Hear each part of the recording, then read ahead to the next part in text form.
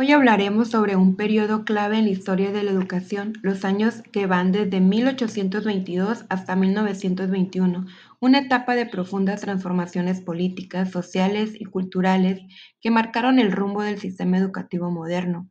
Durante este ciclo, los países latinoamericanos recién independizados comenzaron a construir sus propias estructuras educativas con el propósito de formar ciudadanos libres, instruidos y comprometidos con el progreso nacional. Desde 1822, los procesos de independencia se impulsó la creación de escuelas públicas y se promovió la educación como un derecho y una necesidad para el desarrollo de la nación. En 1821, 5 hombres provenientes de la Ciudad de México fundaron una asociación filantrópica con el fin de promover la educación primaria entre las clases pobres. Llamaron a su organización Compañía Lancasteriana, en honor a Joseph Lancaster, personaje inglés que había popularizado a principios de siglo una nueva técnica pedagógica por la cual los alumnos más avanzados enseñaban a sus compañeros, el método llamado sistema de enseñanza mutua o sistema lancasteriano. Se difundió con rapidez no solo en Inglaterra, sino en Francia, los países nórdicos, España, los Estados Unidos del Norte y las nuevas repúblicas latinoamericanas. En México, aún antes de la fundación de la Compañía Lancasteriana, la enseñanza mutua fue practicada por algunos maestros particulares y en las escuelas gratuitas de algunos conventos, pero la Compañía Lancasteriana fue la que ganó para el método la atención y el apoyo del gobierno y del público, e impulsó el establecimiento de escuelas de enseñanza mutua en toda la nación. Tan reconocida fue la fama de la enseñanza recíproca y el prestigio de los miembros de la Asociación Lancasteriana que 20 años después de su fundación, en 1842, el gobierno nacional entregó a la Compañía Lancasteriana la dirección de la instrucción primaria de toda la República Mexicana. Gran parte de la reputación del sistema derivada de su economía y rapidez. Siguiendo el método de Lancaster, un solo maestro podría enseñar de 200 hasta 1000 niños, con lo que bajaba el costo de la educación. Benito Juárez y su grupo de liberales lograron salir victoriosos, por lo que después del fusilamiento del archiduque de Austria en el Cerro de las Campanas, en Querétaro, este asumió de nuevo la presidencia de la República Mexicana en septiembre de 1867. A este periodo se le conoce con el nombre de República Restaurada, el cual sentó las bases del sistema educativo en nuestro país. En el aspecto ideológico, Gabino Barreda pronunció un importante discurso el 16 de septiembre de 1867 en Guanajuato, en el que se manifestaba la doctrina positivista, empalpándola con el triunfo de la República y con el ideario que llevó al grupo liberal al poder. En este discurso se plasmaba la filosofía que acompañaría toda la época y que culminaría en 1911 con el movimiento revolucionario. Con Barreda la idea de utilizar la enseñanza para transformar los patrones de comportamiento y efectuar una modernización económica y política llegó a ser una característica permanente de la política educativa mexicana. Mencionaba que el caos que existía en la sociedad se debía a que la mente de los mexicanos estaba muy desordenada, por lo que había que ordenarla mediante la educación. Veía la necesidad de que todos los mexicanos partieran de un fondo común de verdades y de que dicho fondo tuviera un carácter enciclopédico. Consideraba que el camino para establecer ese fondo común de verdades era el método positivo. Para eso era necesario que todos los mexicanos asistieran a la escuela, con objeto de que fueran ordenados con el nuevo esquema propuesto. De aquí que de nuevo se propusiera que la instrucción primaria debería ser obligatoria. En medio de la consolidación del gobierno de Juárez se inició la reforma educativa cuya ley dictara el 2 de diciembre de 1867. Se propuso la reorganización de la instrucción pública de acuerdo con los principales lineamientos de la doctrina positivista. Esta ley consagró la secularización de la enseñanza al disponer en las escuelas elementales oficiales la supresión de la educación religiosa. En el primer artículo indicaba que en el Distrito Federal habrá el número de escuelas primarias para niños y niñas que exijan su población. En cuanto a la organización escolar, esta era municipal.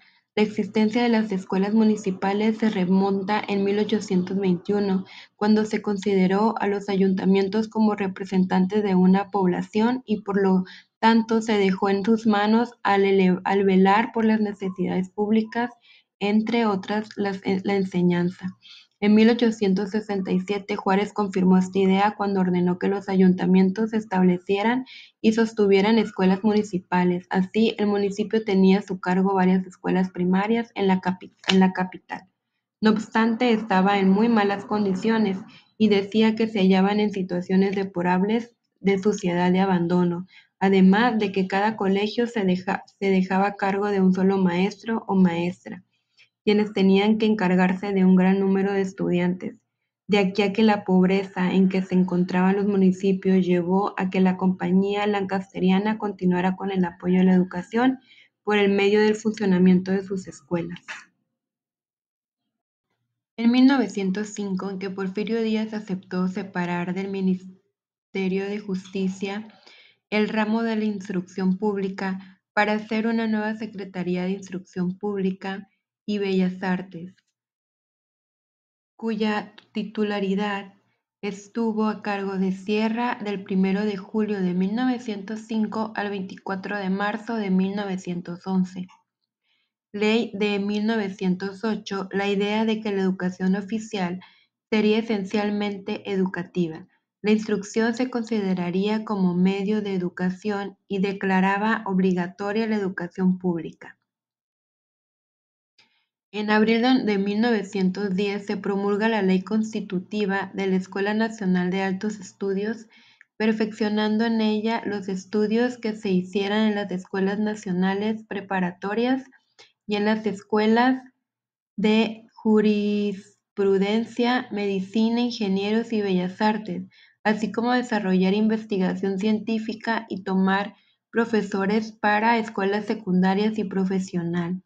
Durante el gobierno de Álvaro Obregón, se creó la Secretaría de Educación Pública el 3 de octubre de 1921 como parte de la Administración Pública Central y la consecuente desaparición del primer departamento universitario y del Departamento de Bellas Artes.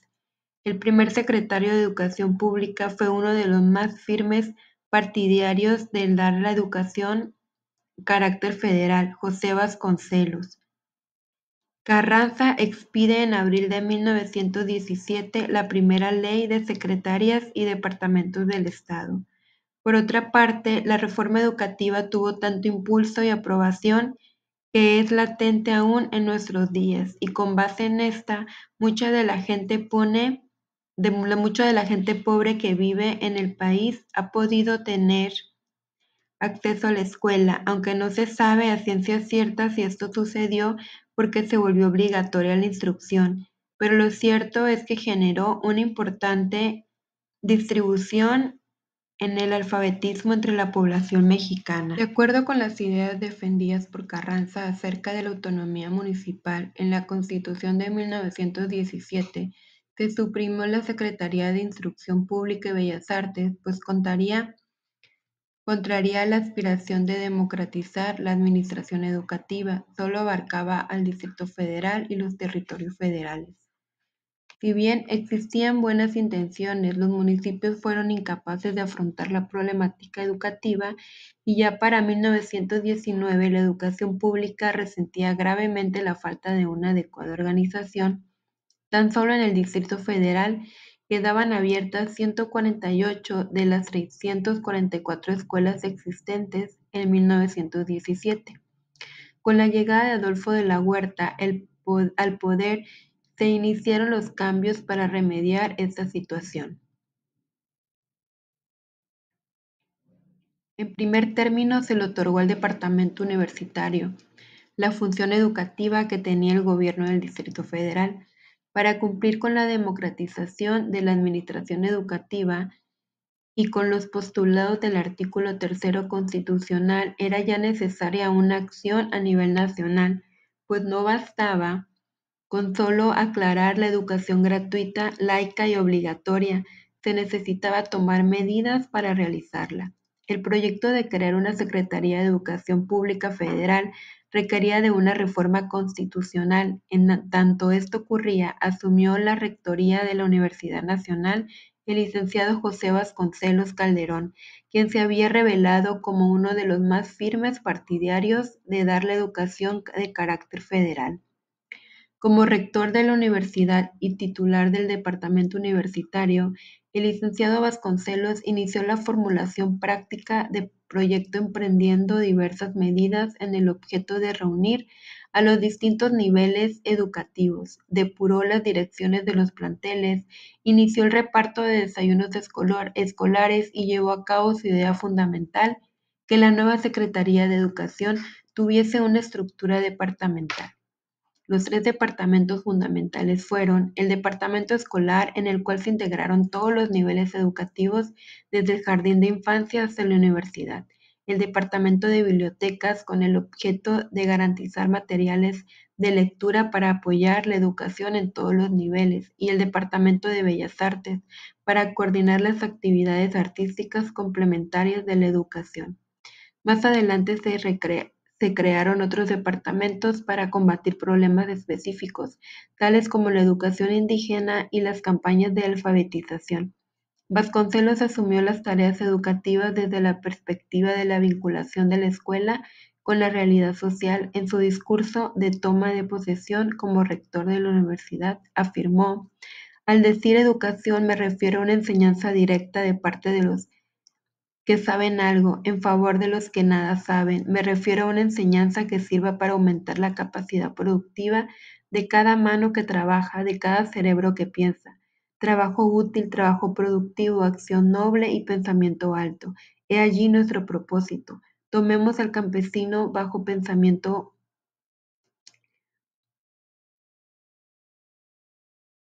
bajo nuestra guardia, y enseñémosle a centuplicar el monto de su producción mediante el empleo de mejores útiles y de mejores métodos. Esto es más importante que distraerlos en la conjugación de los verbos, pues la cultura es el fruto natural del desarrollo económico".